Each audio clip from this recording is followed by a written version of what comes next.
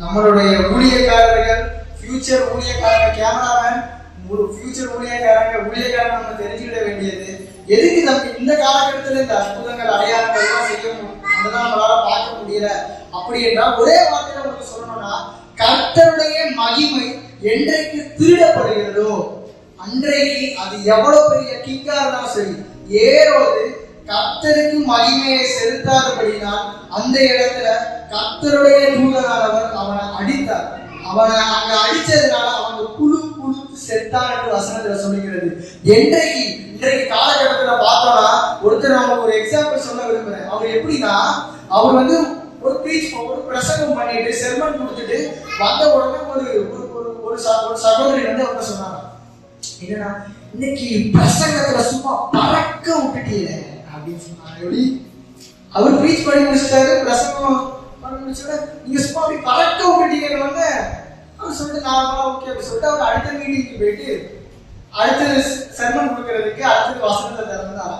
ஓகேவா, நடந்தது என்னன்னா, அவர் ப்ரீச் பண்ணி நின்னாரா, காத்துதான் வர வாயில ஒரு வசனம் பேச முடியல.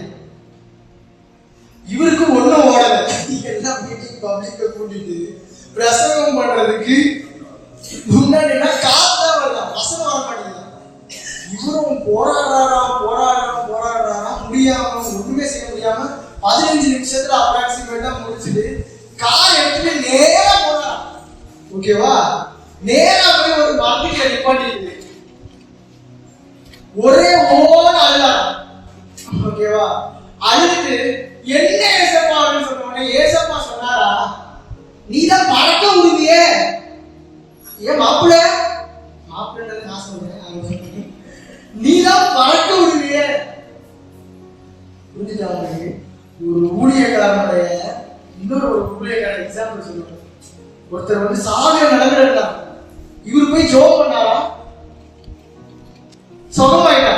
அதுக்கு அவரை கண்டிப்பா மாட்டாங்க. நான் ஒருத்தருமே ஊழியம் செய்ய போனா கண்டிப்பா கிடையாது.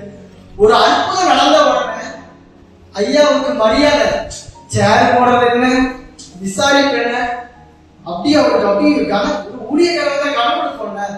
அப்போ அவர் சேர் உட்கார்ந்து போது ஏசப்பா சொன்னாரா, அநேக ஊழியக்காரன் விழுந்து போன இடம் அதுதான் சொன்னார்.